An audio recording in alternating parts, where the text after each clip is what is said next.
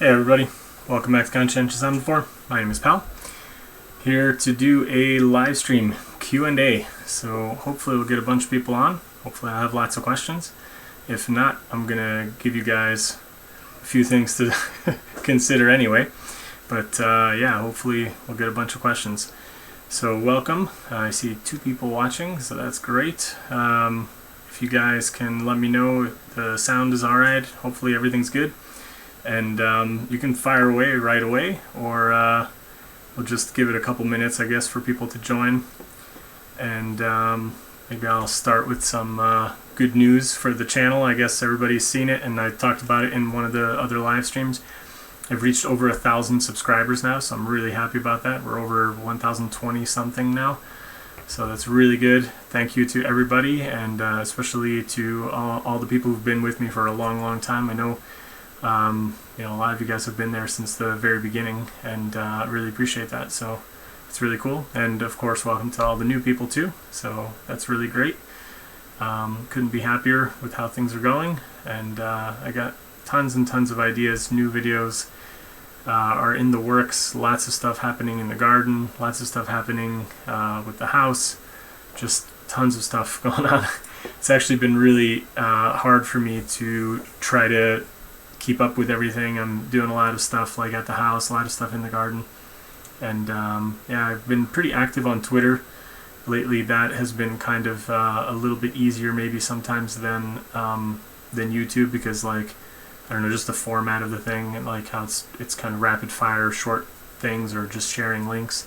So if anybody is not following me on Twitter, and you have a Twitter account, please feel free to engage with me there, and you can ask me stuff there, or just get in touch. And yeah, I got some good ideas coming up for some live streams. I have some guests that I'm trying to line up as well, so it should be good. Really looking forward to it. So yeah, fire away anybody who has questions, and basically I guess I'll just jump in with something that I thought was cool and would share it. And hopefully in the meantime, oh man, I just spilled water on myself, shoot. Okay, that sucks. Alright, anyway, I don't really have anything around. That's embarrassing. Hopefully none of this stuff is super important. Let's put it there. Keyboard's okay. Just got a couple drops on there. The table will live. The show goes on. Okay. That was embarrassing. But anyway, yeah. Let me share my screen with you guys. I want to show you something pretty cool. A friend of mine put this on Facebook recently. I saw it there, and man, it was just the coolest article. Like I had not seen this. This is a pretty recent article, just came out a couple days ago. There is a lady who is I believe she's a speech pathologist or something. Oh yeah, speech language pathologist. Her name is Stella Hunger, or Christina Hunger, I'm sorry. Stella is the name of the dog, I'm sorry.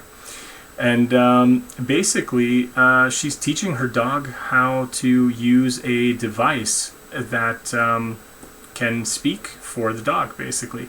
So it's this pretty cool idea. She's teaching the dog a whole bunch of different words, and then the dog obviously remembers which button corresponds to which word, and it's helpful for you know, for the lady to basically understand what her dog is wanting.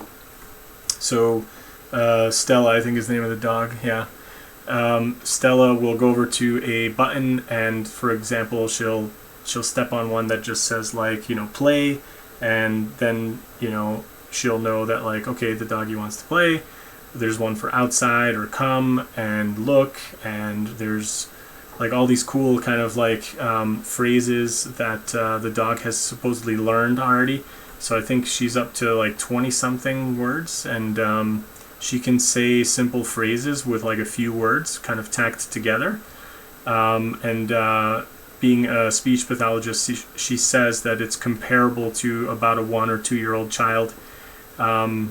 and yeah, it's just really fascinating stuff. So it's basically, yeah, she knows up to 29 words and can combine words up to 5 words long, so to make a phrase or a sentence.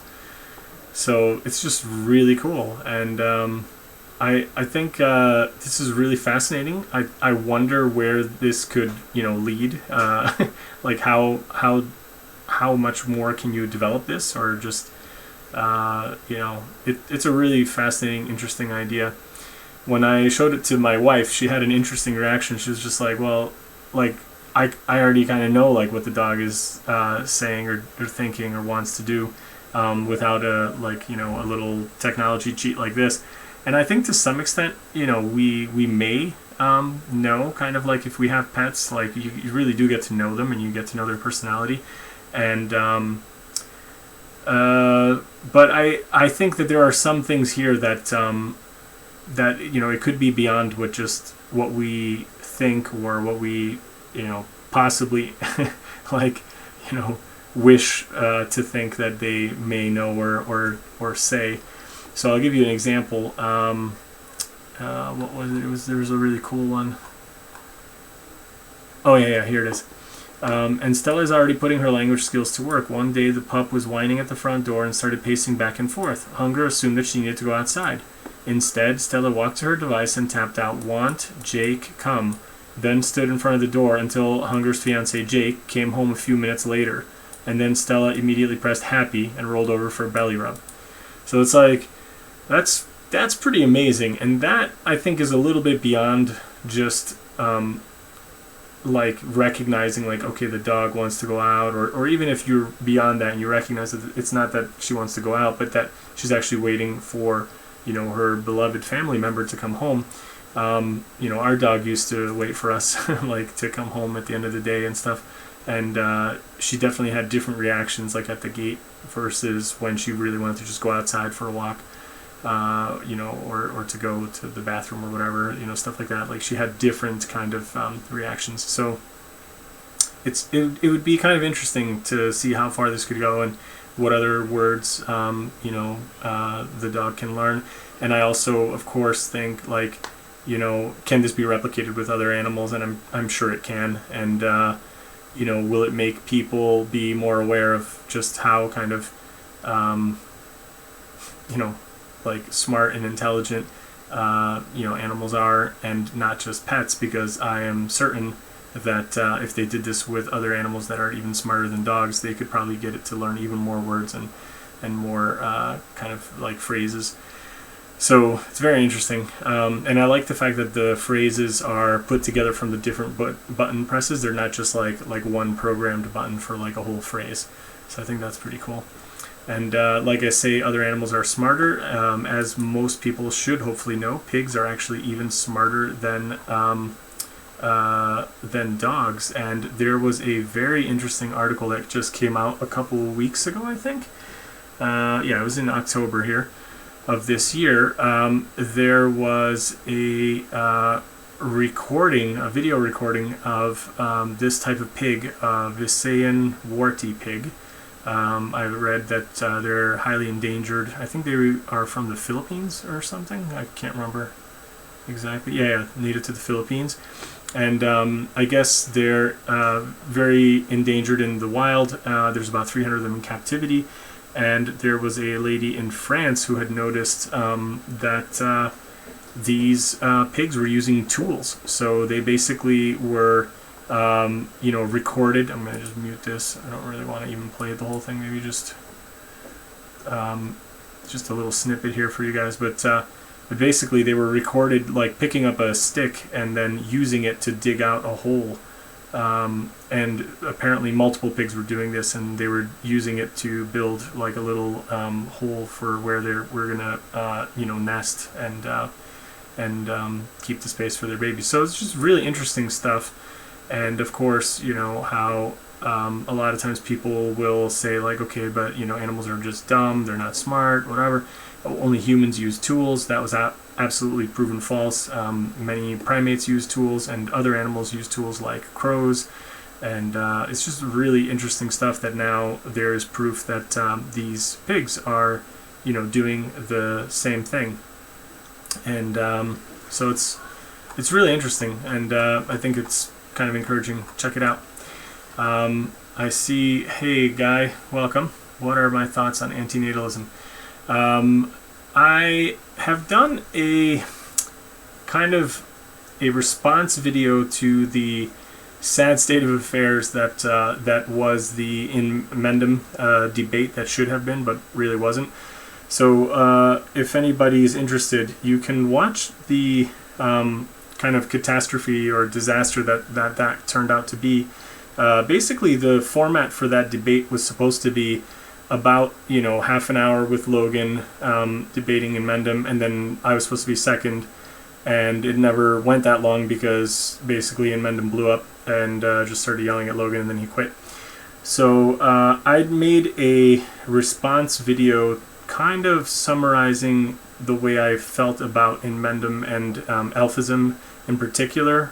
Sort of, I know it's not the same thing as antinatalism per se, but it's kind of like an extension of it, or a subcategory or whatever. And I really kind of go into what I think is, you know, everything I think about antinatalism in there, but maybe check out that video, Guy. But in short, I can just say that I can understand why somebody would want to be an antinatalist, and I can certainly sympathize and empathize with a lot of the reasoning, but I fundamentally don't agree with it. I think that there is nothing really wrong with choosing to procreate and have children, as long as you're doing it responsibly and you know, basically with, to the best of your ability, an idea that you know, like you can, for the foreseeable future, that you can actually provide a decent life for your children. I do think it's incredibly irresponsible when people have like tons of kids that they can't support, or, you know, like I've talked to people where, you know, they were from families where you know, their father was like an absentee father, and then it turned out that the father had fathered many children with many different women. I think that's incredibly irresponsible. If you're not going to be there as a parent for your kid, I think that's pretty wrong. So yeah, I guess in short, I'm very sympathetic to the idea, but I don't subscribe to it. I don't think the fundamental kind of idea that the prevention of a possible negative is an actual good. I think it's just a nothing. So like preventing some negative from happening is not an actual like good. And I think it's I forget exactly the wording in Benatar's kind of chart, but I talk about this in my video too. And you kind of caught me off guard here with this question, so I'm struggling to remember exactly what I said about it. But basically, I just don't. I remember like looking at that kind of you know, value proposition of like preventing the bad thing from happening by not having a child. Like, I just don't think of that as an actual positive. So. Hey, Almari's disciple, welcome. You didn't have to ask first. Yeah, so I mean, I hope I'm explaining myself well enough. It's kind of hard to do this without like preparing for it specifically. But yeah, let me go back to the webcam. So yeah, it's just it's like, I think the idea that that we certainly can experience negative in our lives. It's true. Everybody will experience some negative in their life, and there will be suffering and, you know, some bad things. But I mean, from my own experience and from the people that I know, I think most people would still want to live. And I know that there was some reasoning there, you know, in Benatar's book, that people overestimate their positive, that they underestimate the negative, or they tend to forget it, you know, in the long run. I can kind of, you know, see that and understand it, but again, I'm really happy to be alive and from what I see from my own kids, they're really happy to be alive. And I wouldn't want to, blame, like, if anything negative happens to me, I wouldn't want to blame my parents for that. Like, I don't think it's their fault. They brought me into the world with the best of intentions, and I think they've done a good job of raising me. And I wouldn't really fault them for any kind of negative that has happened. So I think that's kind of a summary of it. Preventing someone from getting tortured isn't a positive. What does count as a positive? So you're talking about preventing torture from a person who doesn't exist. So how can that be a positive? The person never existed if you didn't make them. So that's why I'm saying it's not a positive. You're just not doing a negative, but that's not an actual positive. And actually, veganism is kind of like this as well. It's not really a positive per se. It's just the absence of a negative. So by choosing not to kill and eat animals, you're not really doing any wonderful, awesome thing. You're just not doing a horrible, mean thing. That's kind of it's like this moral baseline. But just by not doing something bad, you're not actually doing something good. Doing something good is actually, beyond that. So it's like the next thing. It's like, making a gift for somebody so that you can just give it to them. Like, that's nice. Making food, sharing food, giving it away, teaching somebody, making art to make people happy or creative, or teaching kids to be creative. I think those things are positive. I think teaching people about gardening is positive. It's therapeutic. Stuff like that. Sharing your knowledge and wisdom and love, that's positive. And I'm not saying that I don't understand where the idea comes from, but especially when it comes to elfism and in Mendham specifically, I think there's an incredible arrogance there, where he assumes that he actually has it all figured out, to the point that he knows that it would be better to have never existed at all, and also he has decided this for every living thing on, every living being in the universe, in the world. And I think that's just incredibly arrogant, and especially because I just started the stream talking about animals and kind of the way we communicate with them, and how little we know so far about them, but they are incredibly intelligent. I think it's incredibly arrogant to decide for them that they shouldn't exist. I think even if somehow you could convince every person on Earth that antinatalism was the way to go, and we would all just choose to not procreate anymore, I think it would be incredibly arrogant and unethical to decide that for all the other animals, and sterilize or kill them all, or whatever. I think in Mendham's view, he thinks the red button is okay to push, and just destroy the whole world, if you could. And I think that's incredibly dangerous. I think it's also very, psychopathic and crazy. That's my view on it. I am vegan because I don't want to make a negative. Why is antinatalism different? I'm vegan because I don't want to make a negative, and antinatalism is different because the argument goes that by not having a kid, you're doing something better than by having a kid and doing a good job in raising them and giving them a good life. And I disagree. All you're doing by not having them is nothing.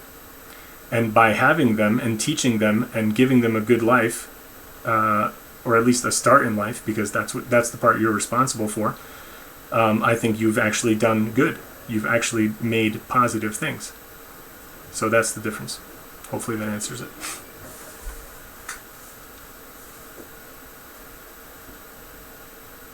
And I don't know if anybody else has any other questions, but I might go back to the pig story.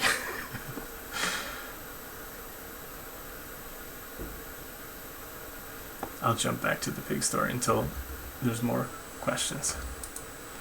So it's pretty cool that there was this recording of the tool. I think pigs are really smart, and there are other interesting kind of little notes about pigs that are really fascinating. This is a website which is interesting. It's for agriculture workers and like hiring like HR people and stuff, and people looking for jobs. It's like recruiters. And they have an article here about how pigs are the fourth most intelligent animal, following chimps, dolphins, and elephants. And they're definitely smarter than dogs. So like I say,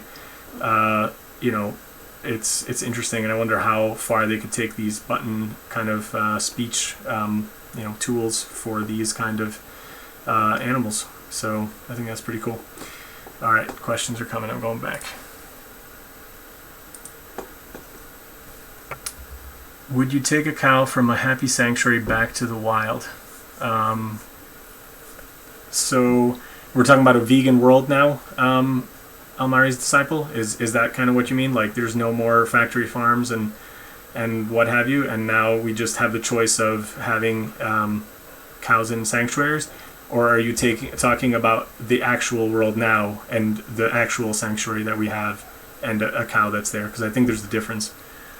I'd like to know which version you're thinking of. How do you know you will give them a good life? You're talking about my kids. So I don't know that I'll give them a good life. I just, I know that I'm going to try my darndest. And yeah, you're right. It might not be good enough. My best might not be good enough.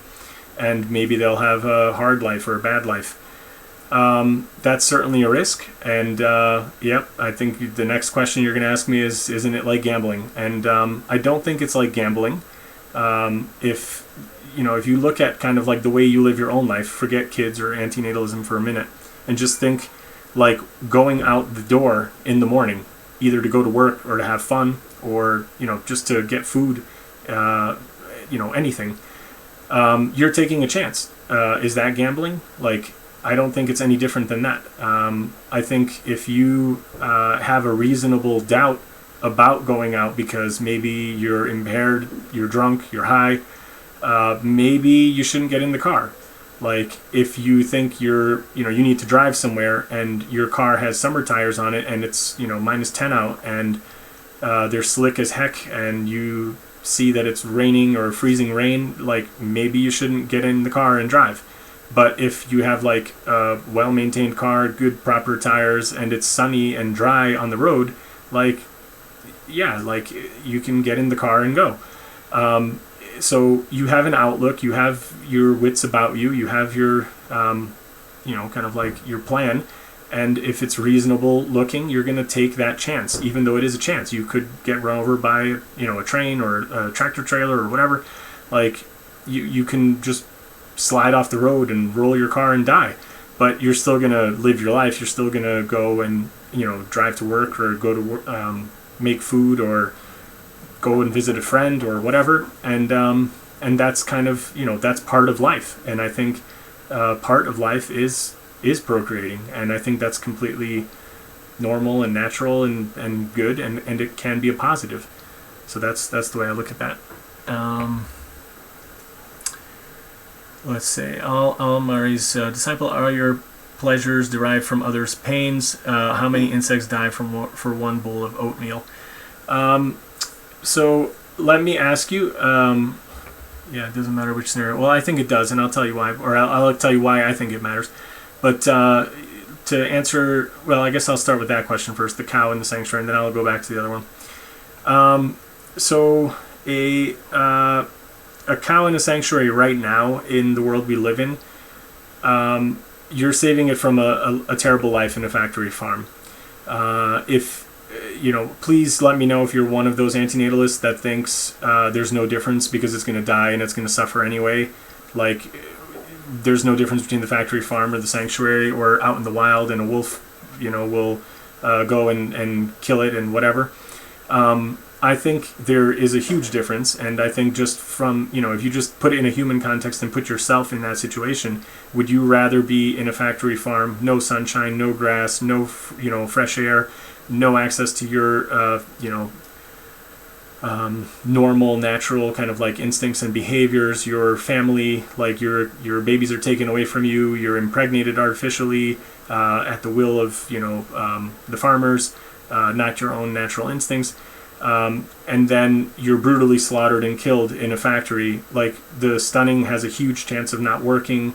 Many times the animals are still conscious when they're being, bled and chopped up and boiled alive and all this kind of horrible stuff. So I would argue that life and death is every bit as bad, or much worse. I would say it's much worse than being attacked by predators out in the wild and getting devoured, because a wolf bit through your throat and killed you.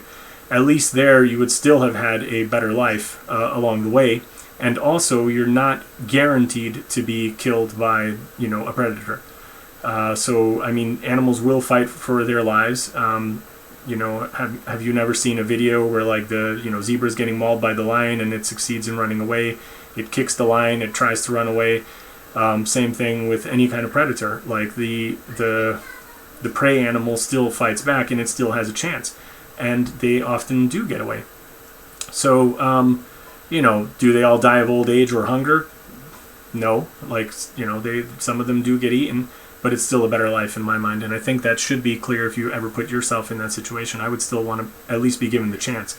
In the factory farming situation, there is no chance. So if the cow's in the sanctuary and we're talking about like, is it better to just like let it go than to be in the factory farm? I would absolutely say yes. Like, it's way better to be out in the wild and get eaten by a wolf, than it is to be living in a factory farm and then get killed anyway. 100% guaranteed, for sure, they get killed. Whereas at least in the wild, they stand a chance. So, and they still have their families and blah, blah, blah. So all that kind of positive part of it is still there. And then in a future world, the way, if everybody went vegan, like, we obviously wouldn't have so many of these, animals, because the only reason there are so many is because we've bred them, and we've bred them into artificially high numbers and all this kind of stuff. We control their breeding. So it's not like there are, billions and billions of males and females of these animals, and they're procreating, and that's how many they're making. It's that they're taking, the male and artificially, ejaculating it, and then just using the sperm and impregnating all the females, and then they just get all these animals. In the wild, that would obviously not happen. And, I think as the numbers of these animals hopefully go down when and as people are going vegan, the question remains: do we maintain their genetic diversity? I did a video about this just recently, and I think that's where some of these questions are coming from. I think I would certainly draw the line at any animal that can naturally sustain itself alone, left to its own devices out in the wild. That is fine. But I certainly don't think it's moral to maintain a breed of animal, a specific species, simply for the idea of maintaining its genetic code at the cost of having an animal that's really unhealthy. For example, even in the pet world, pugs or bulldogs and other dogs with the smashed in faces. They have all sorts of breathing problems, and they sometimes actually can't even breed anymore. They can't even procreate. There are turkeys, there are various other kinds of farmed animals that do not have the ability to procreate anymore because their bodies have been distorted through the selective breeding so much. So for those animals, I certainly wouldn't keep breeding them. I would just let them die of old age in a nice sanctuary, and that's fine. That's the end of it. I look at the animals as individuals, like I said in that video. I don't look at them as being important as a species per se. I look at them being individuals as being far more important. So that's the way I look at that. And so I think in the vegan world that I imagine, I would certainly let cows roam, just like any other animal. I think we should leave animals alone. I think we should leave predator animals alone. I think we should leave prey animals alone. And until people can get off of this arrogant, thinking where we need to control them somehow and balance their numbers and all this kind of stuff. No, we need to leave them alone, and they'll balance themselves out just fine. And I don't think we should keep pets. I don't think we should have animals, for us to exploit and use. And I would say if the cows can live in the wild, which I'm sure they can, then they should be allowed to do so. And yes, sometimes that means they're going to get eaten by a mountain lion or a cougar or a whatever, tiger, lion, whatever. That's the way I look at it. You had another question too. What was the other question? Oh, all my pleasures derive from others' pains. That's absolutely not true. In fact, I would say most people would disagree with that. The greatest pleasures that I think we feel as humans comes from actually helping others and doing good for other people. I think in your example, how many insects died to make my bowl of oatmeal. I don't know. Are you vegan? I would also ask you that, or are you asking from a typical carnist kind of like you're going to tell me I kill more insects than you eating the grass-fed cow? I don't know. I'm just curious. So I think I kill less insects by eating a bowl of oatmeal than eating a cow. The other thing is that you don't necessarily kill insects for all the things you eat. So if I have fruit trees, I'm growing my own food forest. You can watch my videos about gardening.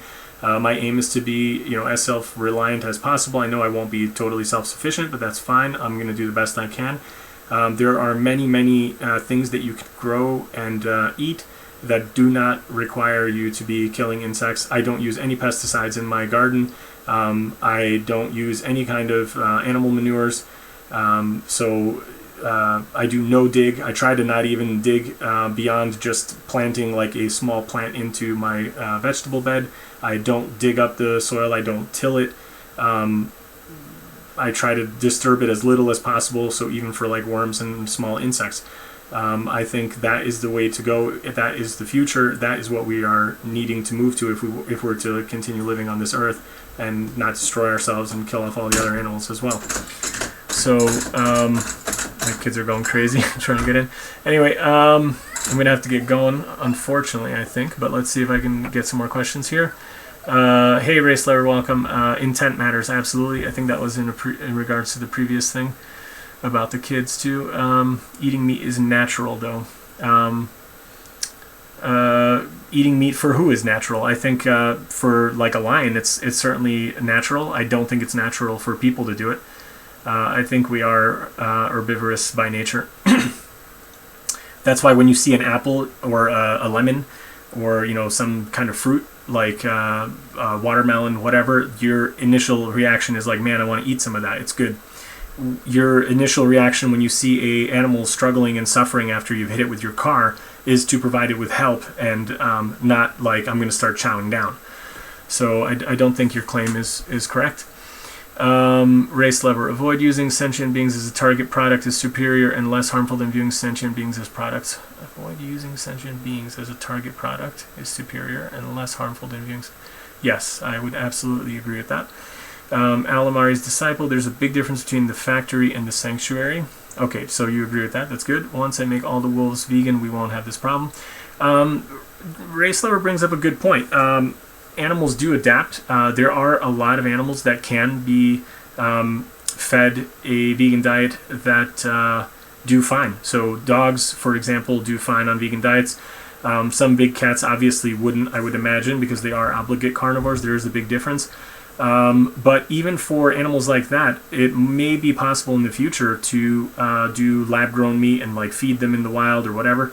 I think I would be happy to discuss that kind of ethical question in the future, like if the world is actually vegan. But until then, I wouldn't even really like want to get into that. I think it's a preposterous kind of thing to talk about now when the world isn't even vegan.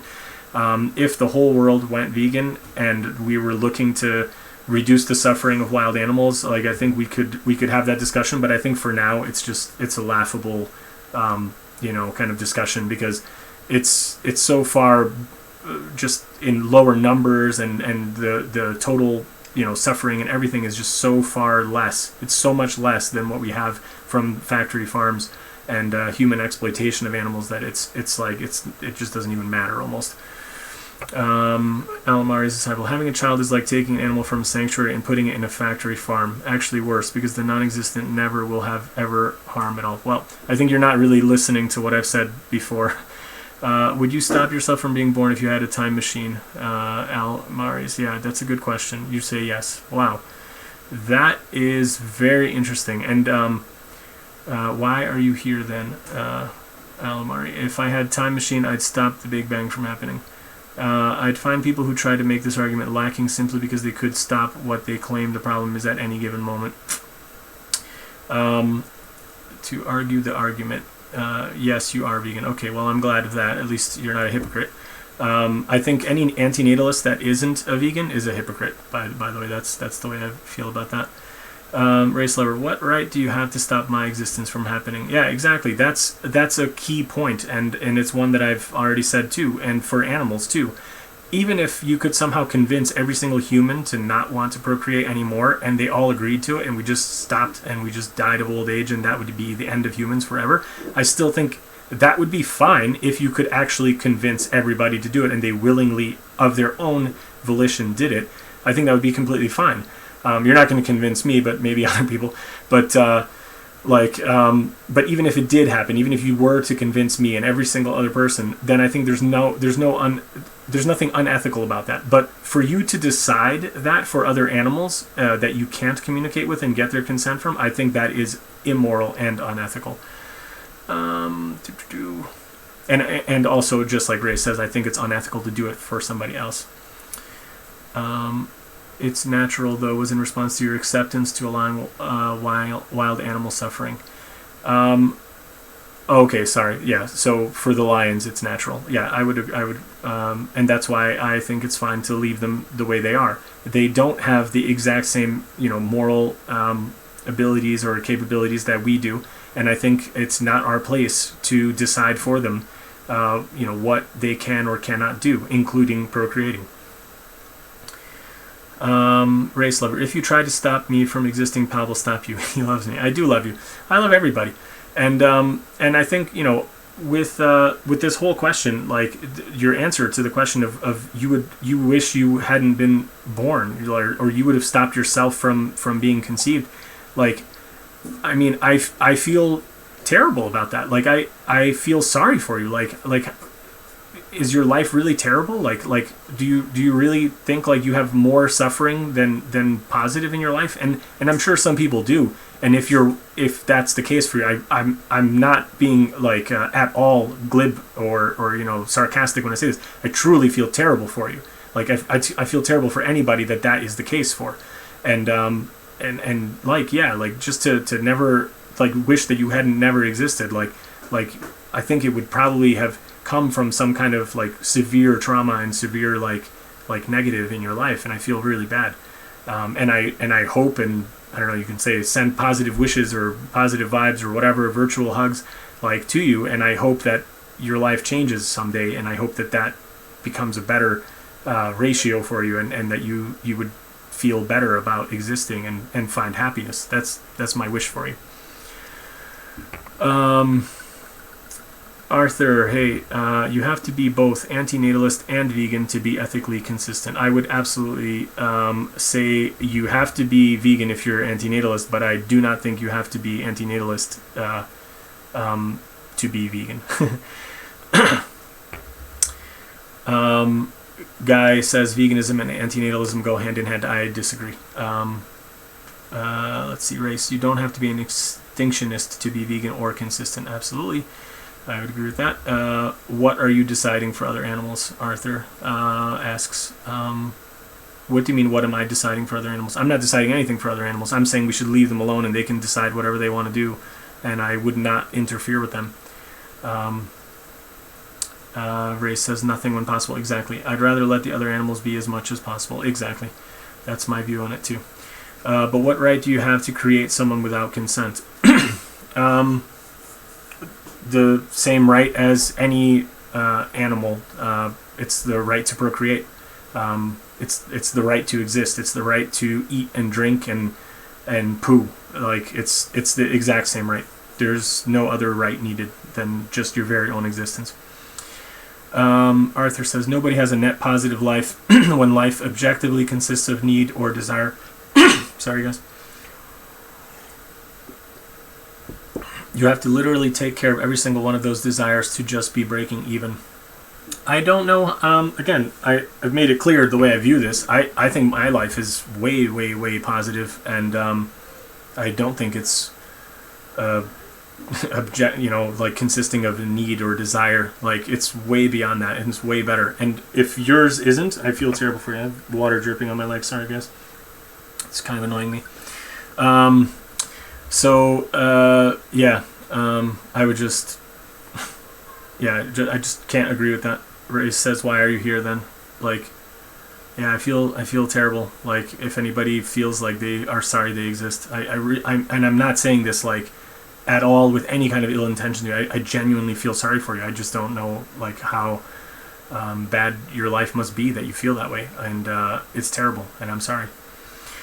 Jenner, hey, welcome.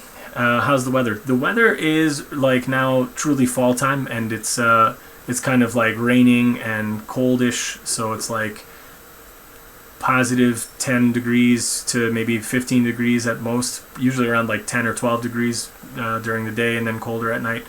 So we had like one really cold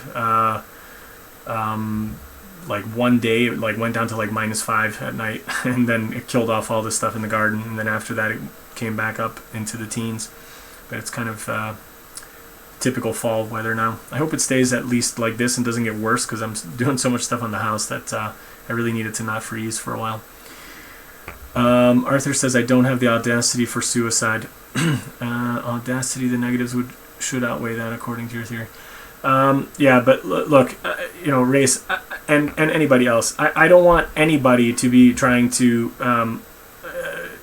encourage anybody towards suicide. That is not good. That's not okay in my book. Like,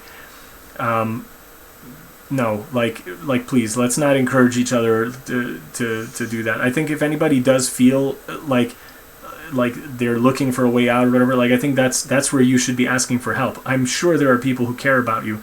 I don't know you personally. I care about you, and I would be happy to talk to you off of live stream and just outside of this. Like it's something that's like private and personal, and I know everybody has somebody that cares about them. So I know you can go to somebody and talk to somebody and I don't know, get help, because that's no way, that's not an answer. So I wouldn't say that to anybody.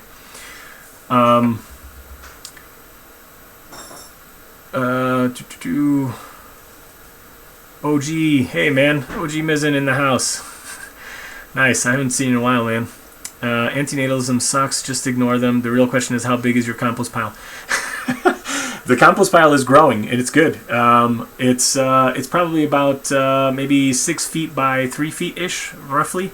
And it's really kind of like ghetto for now. I just took sticks. I made a video about it like a long time ago, but I just took sticks that I chopped out, or like just dried out, dead branches and stuff, and I just jammed them into the ground, like kind of going across almost like a picket fence, and then I just put stuff in between, and that's kind of the edges of it, and then I just threw all the hay and everything in there, and I'm doing the human manure in there as well, so I'm excited. The bigger the compost pile, the better. Oh man, now we're starting to get some action here. All right, so I have to scroll. My life is not that bad, says Arthur. Okay, well, I'm glad. But if it's not that bad, then I don't know how you can say you wish that you didn't have it. Really, you don't have to fulfill desires. Have you ever been constipated? I don't get constipated. I'm a vegan. Almari, I didn't say I never have to fulfill desires. You're putting words in my mouth. I said that is not the only thing that I have to do and the only thing that I obtain joy from. That is absolutely not true. And like I said, the greatest joys come from helping others and sharing knowledge and creativity and music and art and that kind of stuff. And that has nothing to do with a desire or a need per se. A desire or a need is like, okay, I need like clothes on my back and a roof over my head and food in my belly and stuff like that. But the joy that gives you is not really like joy. That's more just like the absence of bad, as we've talked about before. Karina, hey Karina, welcome. Sorry, I gotta scroll again. Whoa, it's getting busy. I lost your comment. Here we go. What do you feel about symbiosis with some animals like dogs, healthy dogs? I think,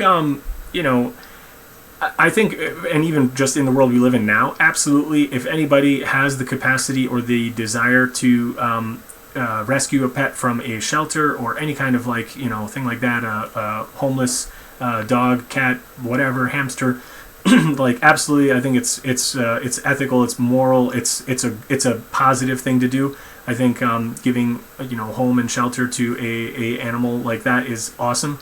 But I'm just saying, like, in the future, I certainly don't. I wouldn't want to specifically like breed even like animals like you know, I wouldn't want to do it against their will. So I wouldn't have like a puppy mill. I wouldn't have like that kind of thing. I think, you know, people should just kind of like leave animals alone. I think if they choose to kind of like come and be in our company and hang out with us, and I'm pretty certain that dogs would, because they do that now. I mean, there are so many dogs that I've had in my life, in my own experience, they don't leave the house. Even if there's no fence, no collar, they just stay by, because that's their family. You treat them like family, and I think that's fine, honestly. But I certainly don't think it's okay to breed them or to keep like a specific breed around. So like I would be opposed to like being like, you know, oh, we need to like maintain like I don't know, Labradors or poodles or whatever, you know, even if they're healthy breeds, even if there's no like deformities to them, like German Shepherds have the bad hips or whatever, like even then, even if it's a healthy breed, like I don't think we should be doing it kind of like this like forcing our will upon them to keep these selected character traits around. I think if the dogs go and everything becomes kind of like a mutt, you know, I think like so be it. Like I don't think we should have the right to pick and choose like that and say that I want to maintain a Siamese cat breed. And same thing with people. Like if you think like, you know, should there be, you know, like we have to maintain Hungarian people or Swedish people or Norwegian people or you know, Cuban people or whatever, you know, whatever indigenous people, like are they not allowed to fall in love and you know, procreate with other people, and we'll all end up kind of this, you know, beige color at the end. Like I think that's fine. Like I honestly don't think like I would be okay with people continuing breeds of pets. Sorry for the long-winded answer. Hope that answered it. What right do you have not to conceive someone without their consent? Question fails or works both ways. Wait, what right do you have to not conceive someone without their consent? I'm not sure I get what you're saying. Okay. Nice. Jen says it was beautiful and sunny today in the Netherlands. Nice. I'm happy. Race says he's not encouraging suicide, he's calling bluffs. Yeah, I think again though it's a dangerous kind of slippery slope, because I've seen in the comments from the other video about the antinatalism where there were some pretty nasty words being thrown around, and I don't think it was like a bluff. So I'm not calling you out specifically, Race. I'm just saying like in general I don't want to hear talk about people saying like, well, why don't you kill yourself, because I don't want to hear that. That's not cool. But I'm not calling you out specifically. Arthur's discouraging people from breeding and eating animal products. Well, that's good. I mean, I don't see any problem with voluntarily people not wanting to have kids. I think it's absolutely fine. I don't have any. I don't.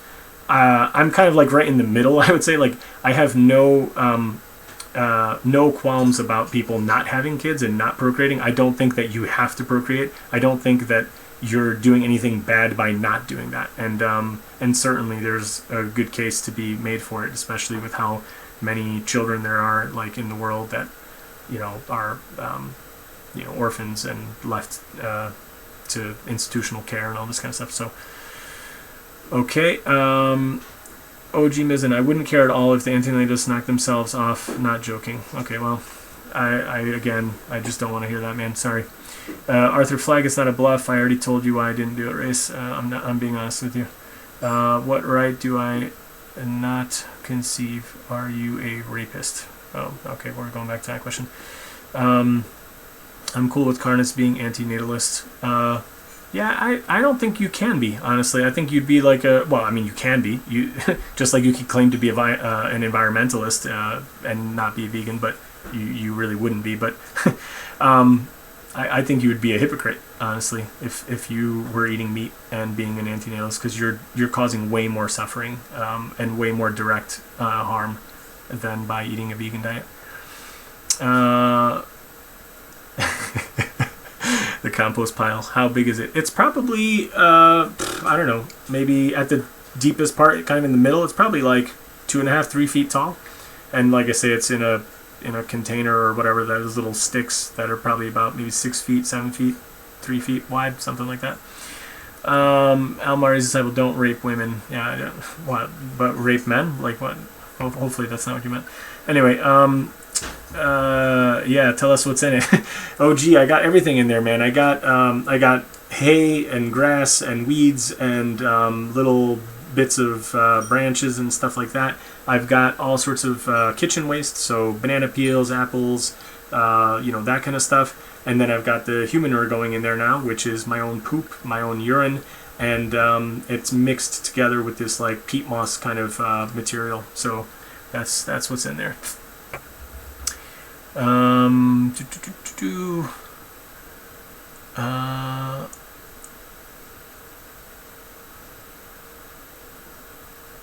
Man, I'm not gonna read your comment, OG. That's mean. You got to go to the gym. All right, man. Take it easy. Have a good workout. You don't need a right to leave something alone. Don't know what you meant there. Peter, welcome. I have a rescue bulldog, and I agree with you. They should stop breeding them. Cool, man. I hope that everybody's convinced of that at some point.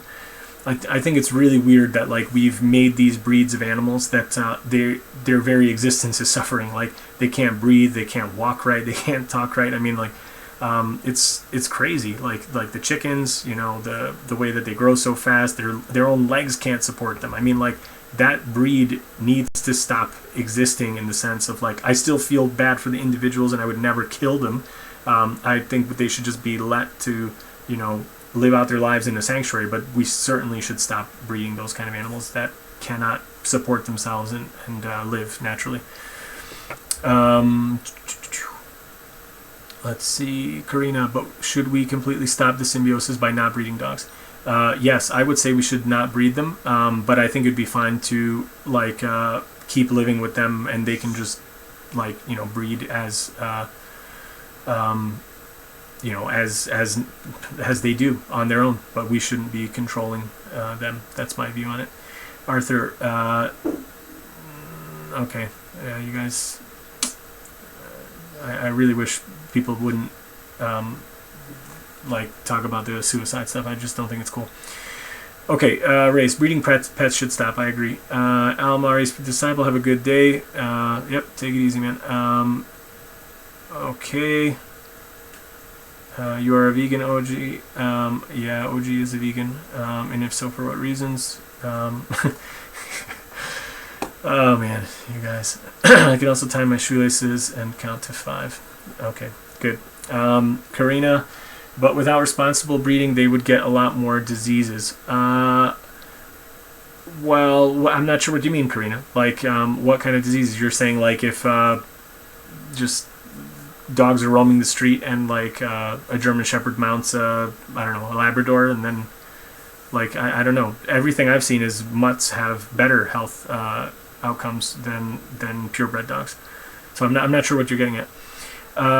Race, pal, the question needs to be asked if the argument is to be argued properly. Arthur, there should be at least be a breeding license. There's too serious of a decision to not regulate. Well, yeah, I mean, I just think we should leave animals alone completely. I don't think we should decide anything for them.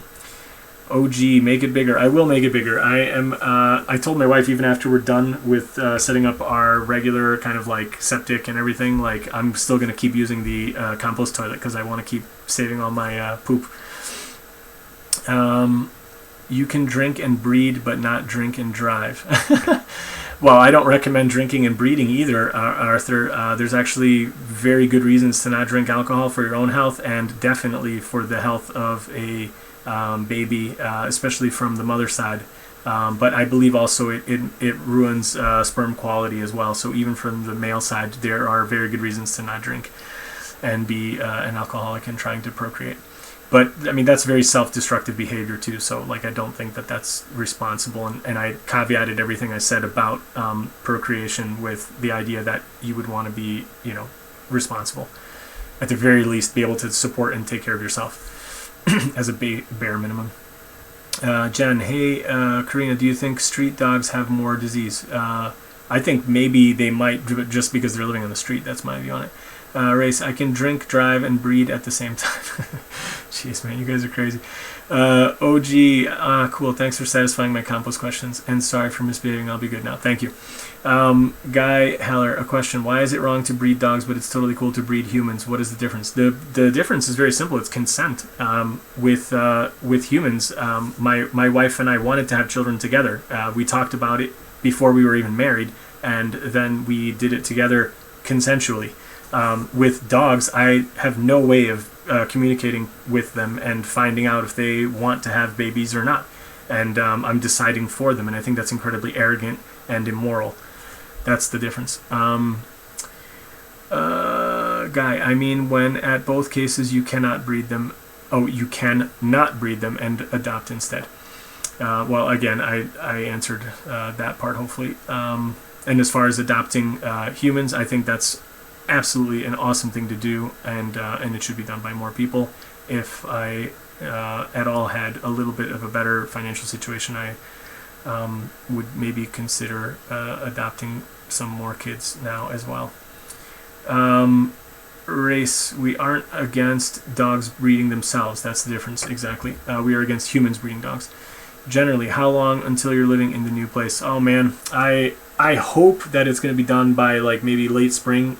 Summertime is probably a more realistic estimate, so it's still like months away. Like we're really busting our butts, but there's a lot of work left. OG, most antinatalists were never in danger of breeding in the first place, to be honest, man. Oh man. Yeah, poo is the most wasted resource in the world. It really is, absolutely. Everybody needs to be doing compost toilets if they can. Karina, generally, since we now have programs to help them with DNA, etc., and get rid of diseases. But Karina, I would just say to that, I think a lot of the diseases that these purebred animals of all kinds have are ones that have come about from the kind of overbreeding and selective breeding and kind of inbreeding that we've done to them. So I think like left to their own devices in the wild, they would probably have more robust genetic code and all this kind of stuff. Like I think they would be better off. And long term, definitely. Maybe not in the immediate short term, but long term, that's what I think from what I know. Guy, what about the newborn consent? You can't get consent from somebody that doesn't exist. That's kind of what I said in the beginning about this whole thing. You're not doing a harm by bringing somebody into existence, because if you didn't, they would never be there. So it's not like you can get consent from somebody that isn't there.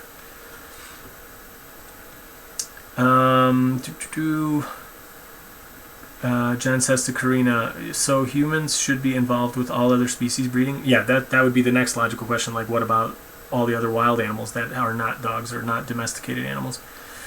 Why not adopt at all times? Is it not the more ethical choice? I don't think it's more ethical. I think it's certainly a wonderful thing to do, but I wouldn't say it's more ethical.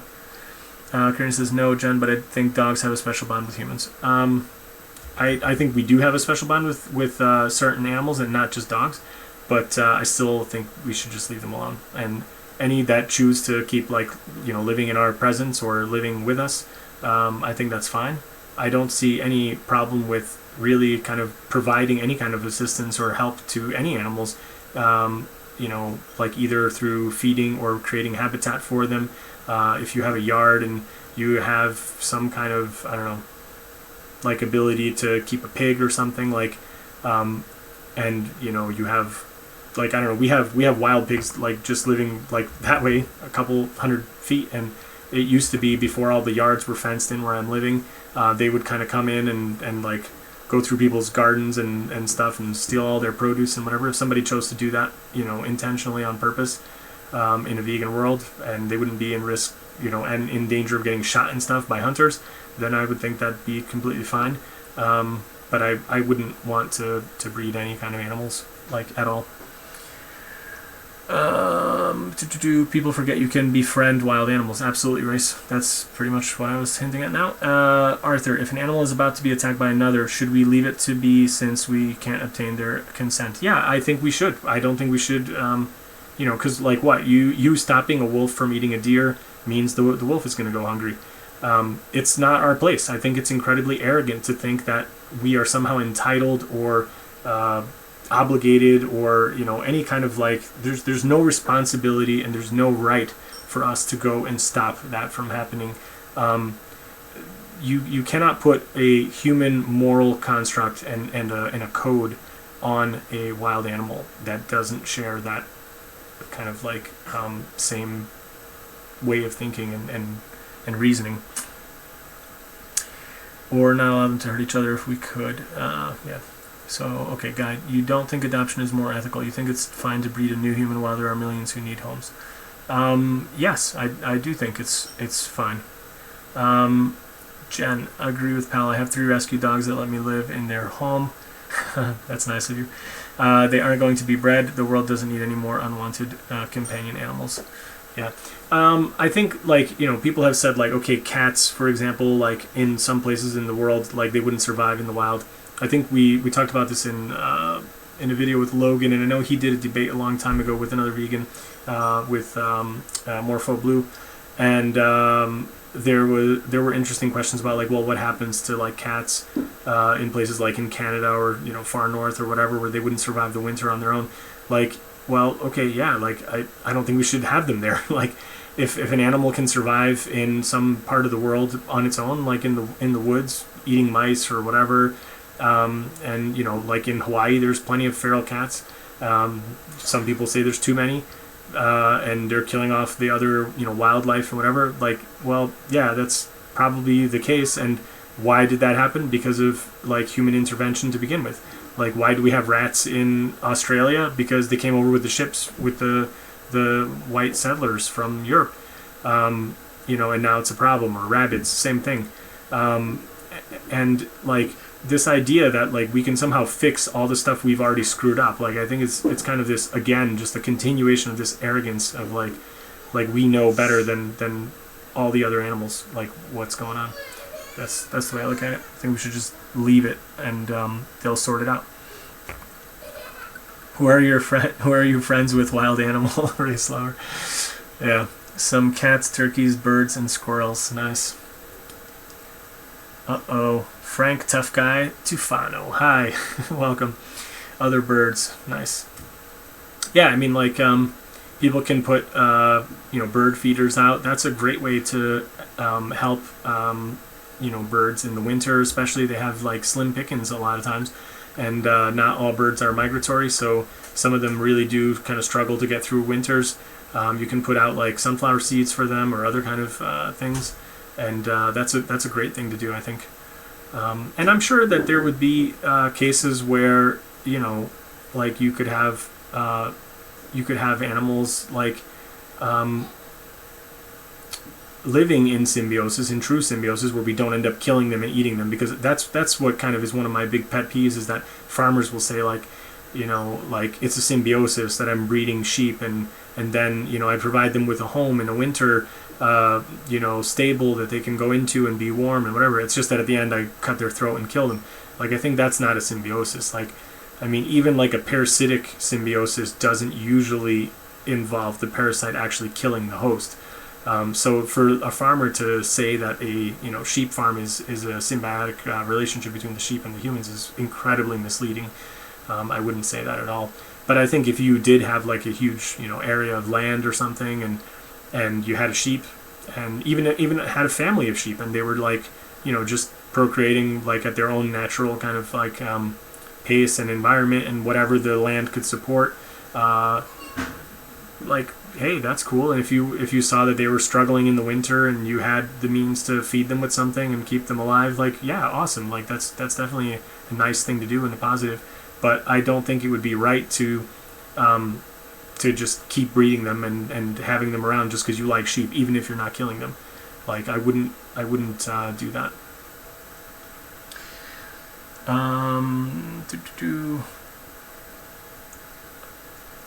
Why is it, so a guy wants me to explain myself, why is it okay to birth new humans who do not need to be birthed while there are millions of suffering children who need loving homes? Because of something I've said already, and I'm going to say it again, and then after that, probably I'm not going to answer any more antinatalist questions because I'm getting kind of tired of it. But it comes back to basic, like the right to exist, and part of the right to exist is to procreate. And I don't think there's anything unethical about it. Now, is there something more kind of admirable about somebody who chooses to forego that right of procreation for the sake of like helping somebody who's an orphan? I'm not going to say that no, absolutely. That's a huge admirable thing. Like I applaud somebody who chooses to adopt somebody instead of having their own kids. Like that's really incredible. Like they're better than me. Like I don't even claim to not be inferior, morally to that person. Like that's incredible. I'm not that morally strong. Sorry. Like that's the best I can do for you on that one. Karina says, in some parts of the world there's not an excess of dogs because in some places dogs get bred responsibly. I know America has a problem. Well, I think lots of places have a problem, Karina. Here in Hungary too. Like, I mean, people dump dogs all the time. They kill them when their dogs get puppies that they don't want.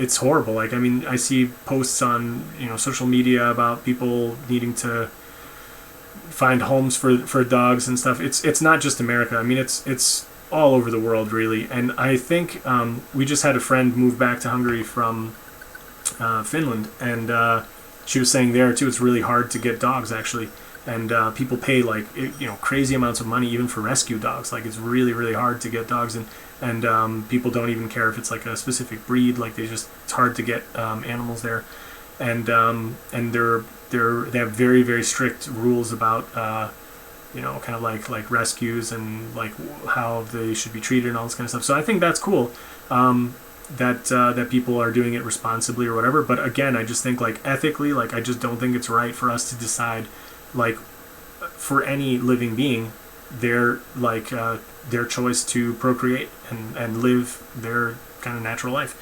I think it's wrong. Guy, why create an unnecessary need while a shit ton of unsatisfied needs already exist? You need to justify it, sir. I think I hopefully did that already, and I'm just catching up.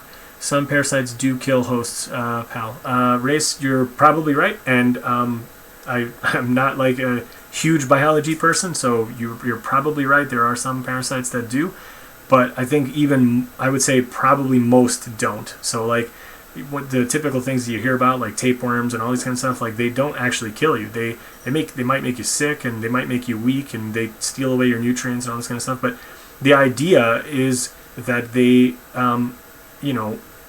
take what they need for their own like self, even at the cost of your health. But the idea isn't for them to kill you.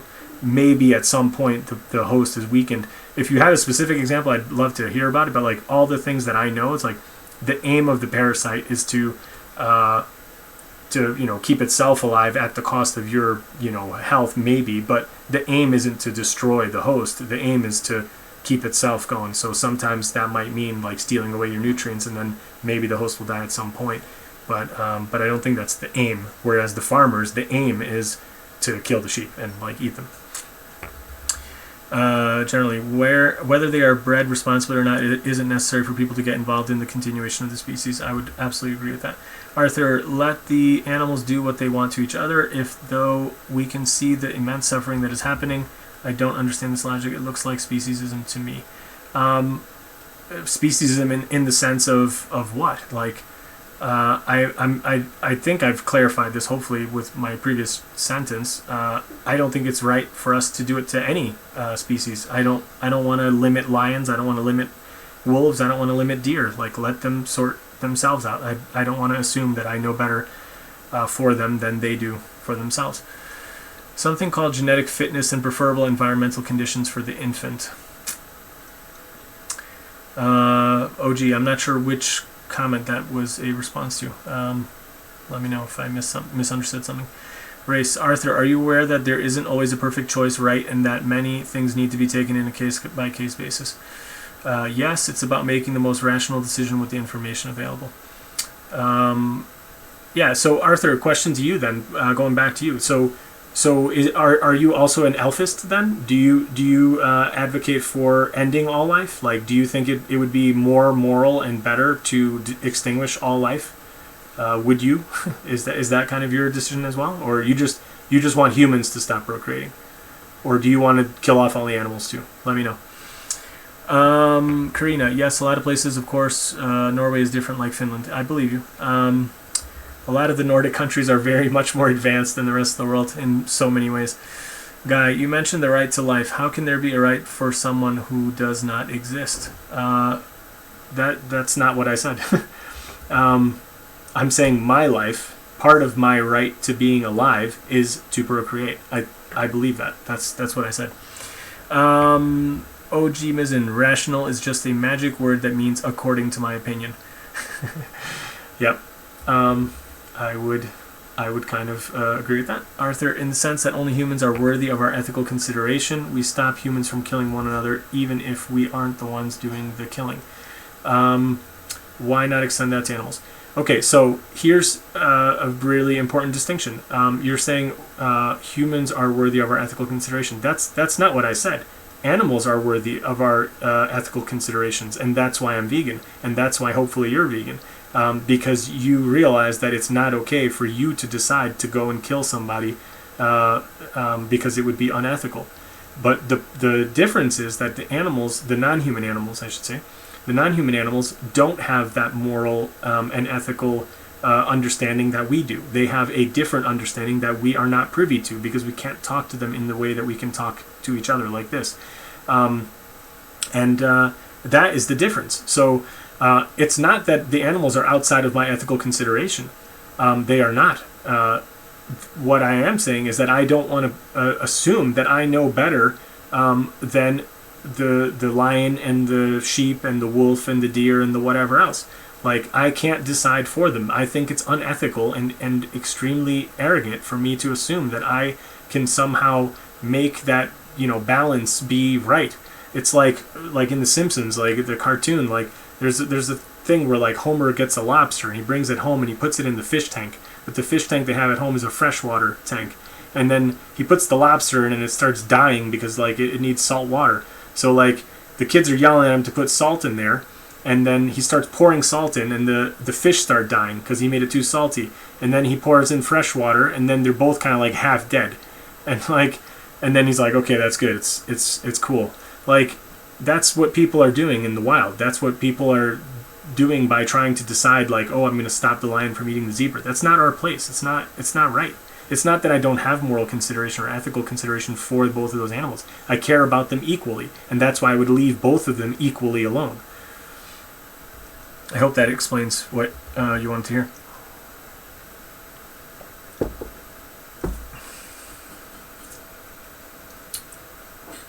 Okay, race level 9 vegans can talk to some animals. I believe that. I mean, I could talk to my dog before she passed. So, like, yeah. Arthur, do you consider that your unwillingness to make the decision for them is possibly a much bigger moral mistake? No, I don't think it's a moral mistake. The moral mistake is what we've been doing all along by exploiting animals, by doing what we think is best for ourselves, and we do whatever we want with them. And when we get tired of the wild pigs coming in and eating, the crops that we grew for ourselves, and we decide we're going to go into the woods and shoot them, like that's the moral mistake, I think. If I don't want the pigs coming in, I'm going to build a fence, and that's it. And when they're in the woods, I'm going to leave them in the woods. Like, I'm not going to, that's my thing. Like, I think leaving the lions in there and the tigers and whatever, and here in Europe, like we used to have wolves. I'm sure they had wolves here in Hungary before they were all exterminated because farmers, didn't want them eating their animals. That's what I think is a moral mistake. Karina says humans become a lot more animal friendly if they have had a close relationship with the dog. I think that is important. That's probably true of any pet, though. I think, Karina, like people can get really attached to any pet. I used to have a little pet fish back when I was living in the States, and it was pretty awesome. And I had it for maybe about a year and a half, and then it got sick and died, and I felt terrible. I mean, it was like, I don't think I was as attached to it as like a dog. I've lost several dogs now, and like I had the dogs for longer too, and obviously you do more stuff with a dog than with a fish. But I mean, I felt really pretty attached to that fish too, and it really sucked losing him. So, but I would agree with that. I think like going to a sanctuary is a great place. And I'm sure there would be lots of animals that would continue to be happily kind of living amongst humans, especially the ones that we've bred to be docile and be kind of compatible with us. So like dogs, cats, whatever. Like I'm sure that would just keep happening. But what I'm saying is I would just allow them to like their own devices. So they should be able to breed and go about and come about as they want, not how we want them. That's the way I look at it. Race lover. Many animal eaters have pet dogs. Well, that's true because there can be a huge disconnect. That used to be me, says Jen. Yeah, and me and so many other people. I mean, I've had dogs ever since like a little kid, and I've always loved the dogs. And there I was feeding them meat from chopped up animals, and probably other dogs too.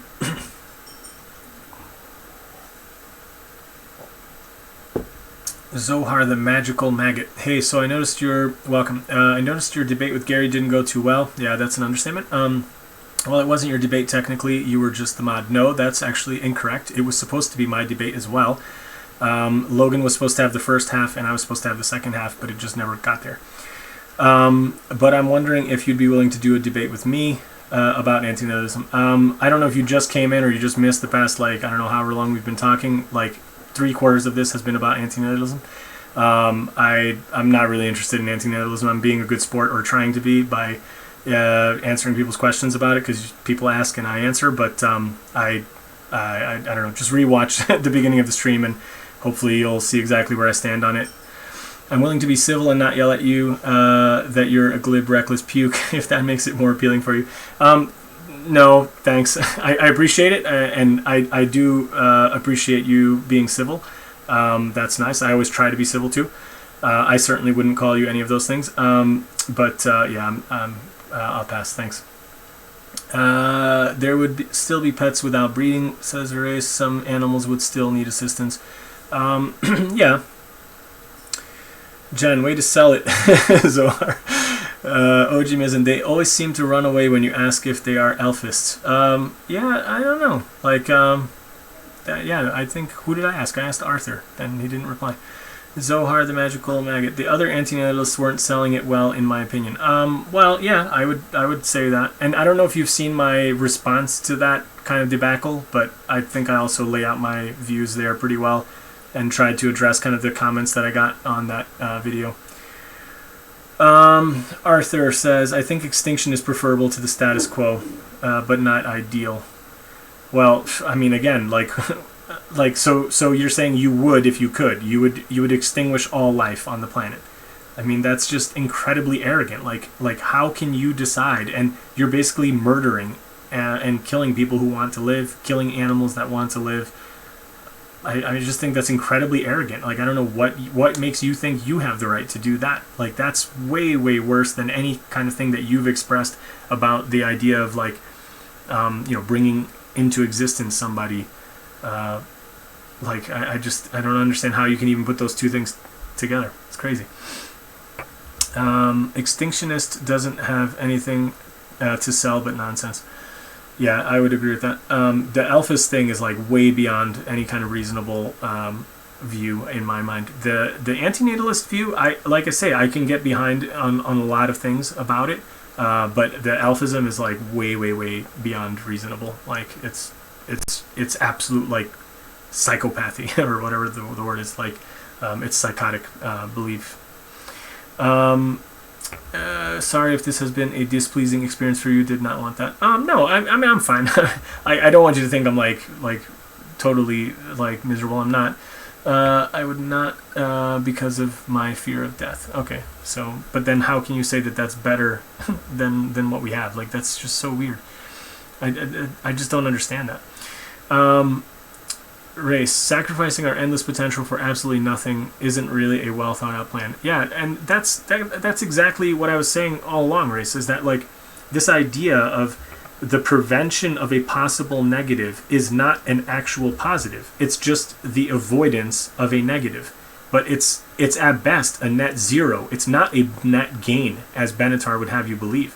So I don't understand like how anybody can think that like no matter how little good there is, that good is still better than the best output of no good, of just totally neutral, because that's the best case scenario of the Benatar logic in my understanding of it. Okay, Zohar says, you said you don't want to debate, but you're talking about red button, and we're not really able to respond to that properly if we can't debate. You're not able to respond to it?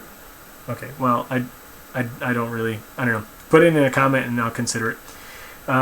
We just haven't sold them on us killing them yet.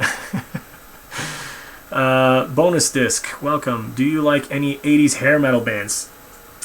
I was huge into metal. Back in like high school, I got into metal. I was always like a couple decades behind music-wise. I grew up with my parents listening to like classic rock and Hungarian folk music and some other kind of like stuff like that and like pop music. And then as a kid, I was listening to tons of classic rock on the radio. So like all the hard rock, like stuff from like probably like the 70s is probably like the things I grew up on, and Led Zeppelin and Black Sabbath and all that kind of stuff. I went through like a period of time where like I listened to nothing but Led Zeppelin for like 2-3 years. And then kind of like at the end of high school, I started getting into metal, and it was kind of late. It was funny because like I was actually done with high school by the time I even got into things like Megadeth and Metallica and all this kind of stuff, and I absolutely love that stuff. And then there was like this huge like metal period for me that probably lasted like, I don't know, half a decade or more, maybe a decade. So yeah, like 80s metal is awesome. I wouldn't necessarily call it hair metal though. I don't know if what you're thinking of is the stuff like the Poison or like the glam rock stuff, because I don't like that. But when I think of like 80s hair metal, I'm thinking like Megadeth and like Slayer and stuff like that. Like, and yes, that stuff is great. Pal used to dress like Dee Snider from Twisted Sister, makeup and all. No, I didn't used to do that. I still do that on the weekends. I just don't film it. I'm kidding if anybody hasn't caught that, but that's awesome. The radio stations in Netherlands suck. What kind of stuff do they play, Jen? I don't know. Like, okay, Zohar. All right, I'll leave you alone then. Red button would take me at least 10 minutes of conversation to get any kind of concession. So if you'd like to talk about it, just let me know. If not, I respect your decision. Also, I like metal too. Black Sabbath, my fave. Nice, cool. Pal's not gonna take it. Yeah, Dokken. Dokken's one of those bands I don't think I ever listened to. I can't name a single song by them. I just know that they exist as a like one of these kind of era from that era, but I don't know any of their songs. I had a few friends in college who liked them, but like I think that was pretty much it. Previous band that I had in college with friends, the bass player was a huge Iron Maiden fan, and that kind of got me into Iron Maiden for a while, but I was never like really into Iron Maiden, so I wouldn't say that I'm an Iron Maiden fan. I like their stuff and I can like listen to them, but like I'm not a fan. But like yeah, like I think Dokken was one of those things where like one of my friends liked them, but like I don't even think I ever heard a song. 80s, 90s, just commercial BS. Okay, yeah, so like pop music kind of stuff. Yeah, I remember, I think there was like this also weird thing that happened to me when I was in high school. It was kind of like the early high school. I started going backwards in music before I got to like that end of high school kind of era. So I started getting into like blues music and like roots music. So when I was probably in like early high school, or maybe like 8th, 9th grade, that's when I got into like Led Zeppelin and Cream and like all these kinds of bands that were like doing like souped up, hyped up blues kind of stuff. And like being kind of ignorant to all that musical history, like I had no idea that those weren't original songs. So for me, it was like really kind of cool to like learn like, oh, that's like, you know, an Otis Rush song, or like Willie Dixon wrote that for, you know, whoever, Muddy Waters, or And then I saw the Blues Brothers movie, and I saw John Lee Hooker in that scene where they're out on the sidewalk and he's doing his typical like how growl. And I was just like, man, this is like the coolest thing I've ever heard. And then I just started getting into like really old blues stuff. So that kind of like by like mid high school, I was listening to like blues music from like the 50s and 40s and stuff, and listening to like jazz things from like the 30s, and like it was just really weird. And then I went from that into like metal, and like, you know, listening to like Rage Against the Machine and Helmet and stuff like that. And I caught on to all that stuff like late. Like I think Helmet had broken up by the time I started liking them. It was like really weird. Jen, if you aren't happy with the music scene on the radio there, just like, you know, check out some of the cool bands that are just around anyway. Like you might like a band called Clutch. I don't know if anybody knows them, but they're amazing, and they're still around today. And yeah, they're awesome. If you guys like that kind of like rock, stoner rock, I don't know, Black Sabbath-y kind of feel sometimes, but some of it can be kind of poppy, but in general it's like pretty rockin' like stuff is really good. Clutch is one of my favorite bands. I've seen them play a bunch of times. Ray says, my favorite song is Boy George's Do You Really Want to Hurt Me? I don't even know if that's a real song. He still dances naked in the moonlight and cries to that song to this day. Don't tell anyone. I won't tell anyone because I don't even know if that song is real. I only know one Boy George song. What is that? Oh man, was it the Kama Chameleon? Something like that? Was that him? I don't even know. I didn't listen to like, I never liked pop music. I'm really grateful to kind of like have missed out on that. Like I hated seeing like the, I don't know, that stuff like when we were watching MTV and stuff, like if Madonna came on or something, it was like change, like I don't know. All right, generally says, I listened to Daniel P. Carter's BBC show online. I don't know who that is. Do You Really Want to Make Me Cry? He's also veggie and vegan. Lots of bands in UK are. Okay, cool. I don't know who Daniel P. Carter is. I'll have to check it out. In fact, I'm going to open a window for myself so I don't forget to go look it up. I'll listen to it after. He's got a righteous beard. I can see that. That's pretty cool. Nice. I used to have a righteous beard way back when. But not for a long time now. Oh man, I keep pushing water. If anybody came late, I spilled like half of my mug's worth of water on the table, and it's slowly but surely gonna like leaving the biggest water spot ever on my table and on my floor, and it's going into my pants.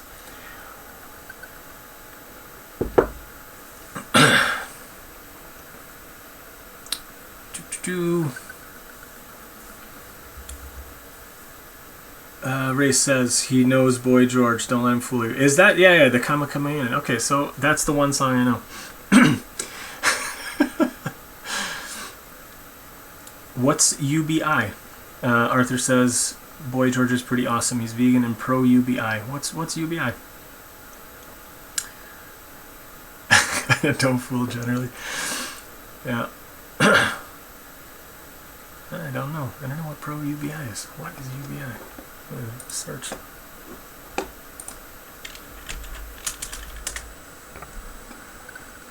Oh, Universal Basic Income. Okay, cool. Yeah, I know that. Sorry, I hadn't seen it abbreviated like that before. That's cool.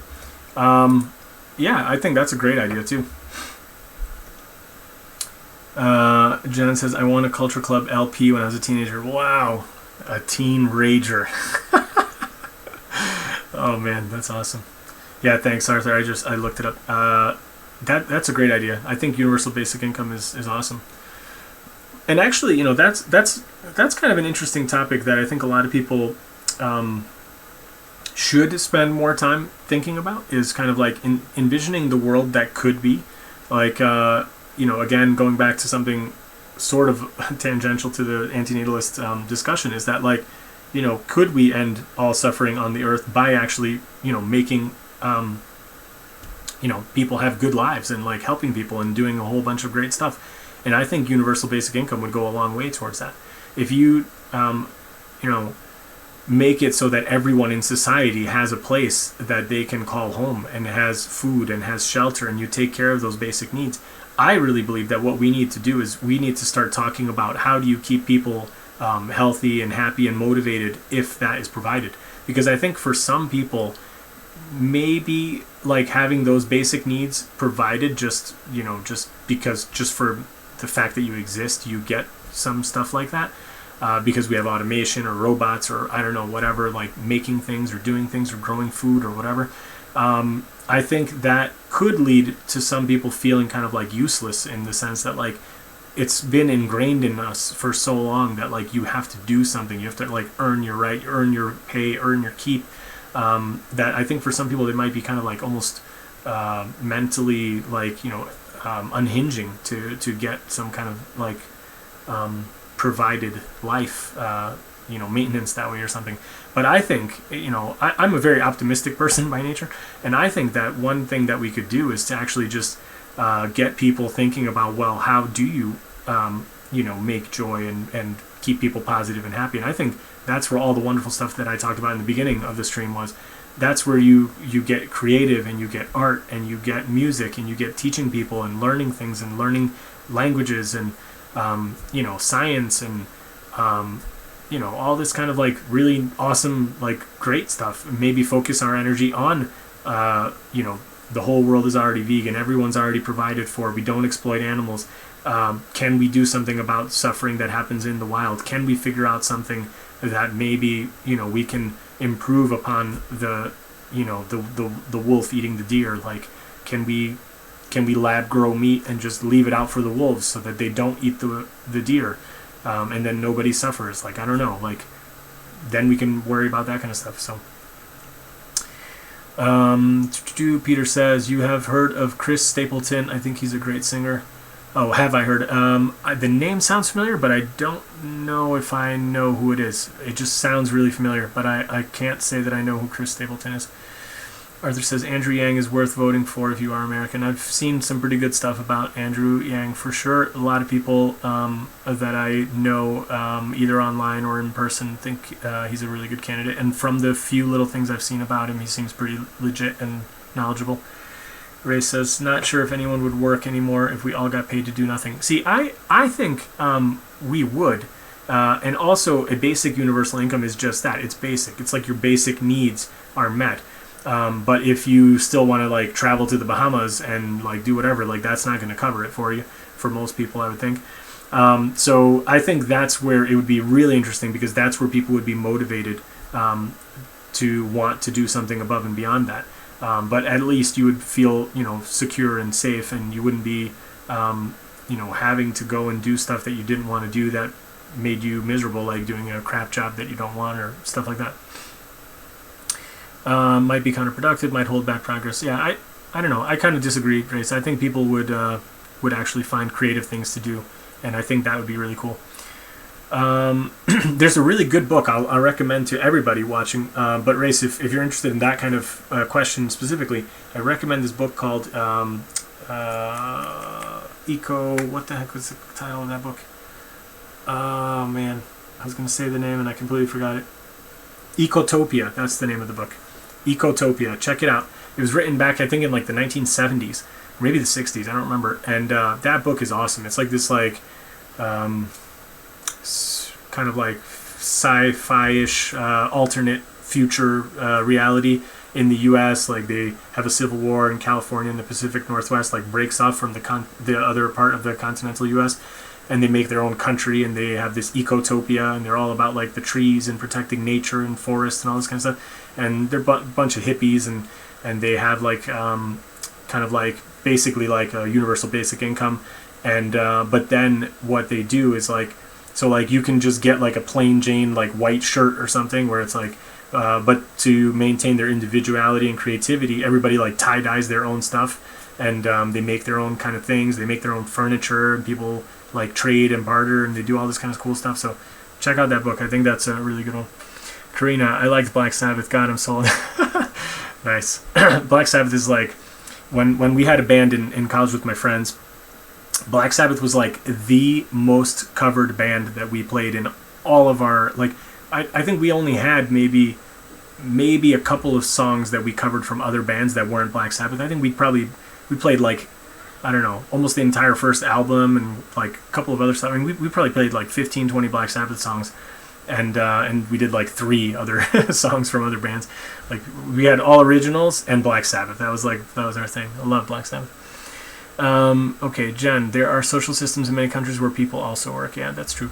Let's test it out on me. Give me money and let's see how this goes. I'll take one for the team. Leon, welcome. Hey, man. Welcome. OG Mizzen, the future is going to be amazing if we make it amazing. I would agree with that. Jen, hey, Leon, hi, Race, Jen, OG, Leon. Okay, Arthur, the proposal is $1,000 a month for every American 18 and older. Yeah, I mean, that's not going to be enough to be, whizzing around the world and doing kind of an extravagant lifestyle, but it'll keep you alive. So that's pretty cool. We should permaculture everything and make babies with our beautiful wives, OG Mizzen says. Again, I think everyone has the right to do that, but, I also, see the idea that, we need to do a better job of taking care of the people that are already here, and, I think that's really important. Until the world just ends. Well, at some point, the sun does take care of this whole problem, right? So, it will expand and burn us all up, and unless we found a way to move off of this planet by then, bye-bye. Too optimistic, OG. Maybe. Frank says hi. Okay, cool. OG Mizzen, for who? Some antinatalist screwed on YouTube. Oh, man. Bonus disc. Black Sabbath has the best, most memorable riffs ever. That's right. Tony Iommi's the man. He's just an absolute legend. I think, if you look at, riffs, there's Jimmy Page and, Tony Iommi. And, I would add maybe, Billy Gibbons and Hendrix, and that's I don't know. I'll add Richie Blackmore sometimes, but those are that's it. Everyone else, one tier down, in my view. Sorry. I'm a really nice guy. I'm actually a very enthusiastic person. Oh, you're saying that to OG probably? Maybe? I don't know. Or you're saying it to me. I'm not sure. Karina, I agree with universal basic income. Regarding pets, etc., I would recommend the animal rights book Zoopolis by Donaldson and Kimilicka. I will check it out. Is that there was a cartoon called Zoopolis, I think, right? Or Zootopia. Oh, that was Zootopia, sorry. That's a great cartoon, by the way. Check it out if anybody hasn't seen that. It's a really cool cartoon. It's in the future, and all the animals have formed a utopia where the predator and prey animals are now no longer antagonistic to each other. And it's really interesting. It's a cool book.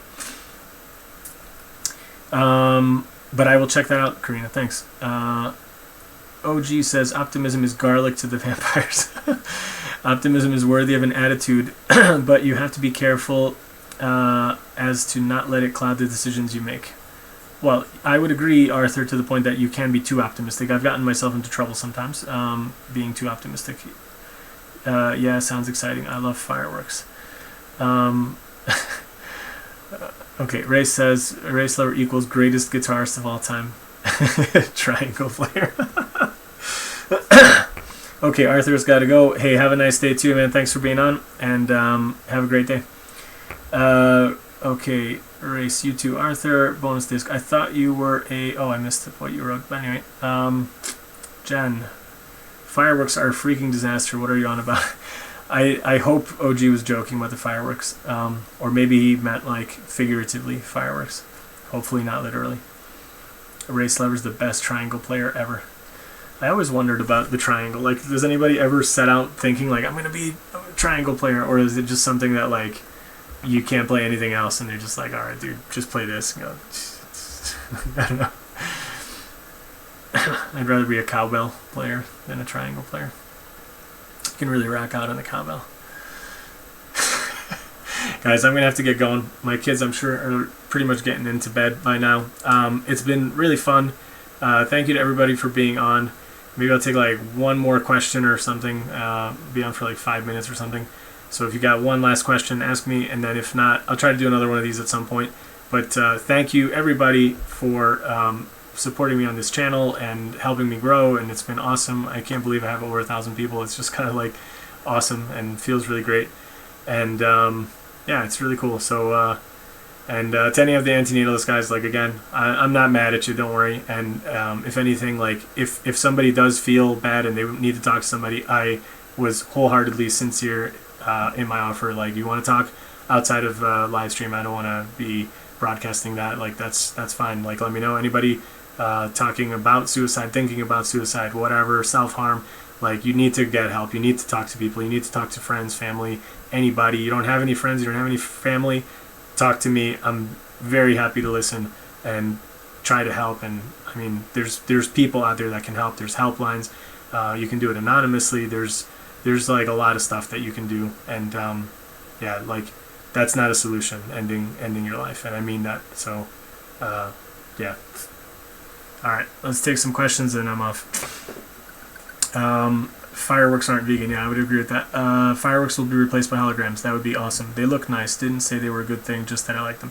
Yeah, I mean, everybody likes them in that sense. And, I mean, like, they're awesome to see. And, like, usually you see them as a kid and it's, like, it's cool and it's loud and bright. And, I don't know, you get to stay up late as a kid and experience it. It's like, I think that kind of stays in everybody. And people have been doing them for, like, hundreds or thousands of years or whatever. I think the Chinese invented them, like, what? Like 1,000 years ago or something. So it's like, yeah, but yeah, we do need to think of the animals, and animals really suffer from fireworks. So absolutely, we need to think of something else, and I think the holograms might work great, or laser light or whatever. Thanks for streaming. You're welcome, Leon. Thanks for being on. Ray says, what lingerie do I wear? I hope to never have to answer that question. I don't wear any lingerie, and I don't know if I did, and I mean, why would anybody want to see me in lingerie? I don't know, man. You got some weird taste there. Leon, not indoor fireworks. Okay, cool. You nailed that last question, man. Will I answer honestly? I answered honestly. I've never worn lingerie. Frank says he doesn't have any friends. I don't know if you're joking or not. And Frank, if you fall into the category, I meant it for anybody, and I mean it seriously. Anybody wants to talk, you let me know. Send me an email, send me a Twitter DM, and we can talk. Jen, thanks for the stream and the giggles, everyone. Thank you, Jen. Thanks for being on, and thank you, everybody else. OG, yeah, suicide is pointless and bad. Build a garden instead. Absolutely, man. Gardening is awesome. It's like one of the best things you can do for like mental health and well-being. And again, you do all the stuff that I mentioned at the beginning: no-till, compost, mulch bed, all this kind of stuff. You can grow tons and tons of food without, digging up the soil, without killing the birds, the worms, the bugs, all this kind of stuff. It's awesome. Gardening is great. And OG has some good gardening videos too. I don't know if you put your videos back. I think they were gone for a while.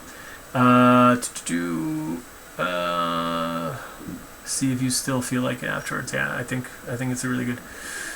Okay, Frank says, all the kids in my hood have firework fights. Ooh, that's terrible, man. No, Ray's definitely not a suicide garden. Jeez, man, you guys are crazy. Wearing it right now under clothes. Yeah, nope. Have a good one, everyone. Thanks for streaming. All right, thanks, OG. Thanks, everybody. Really appreciate it. I'll see you guys sometime soon.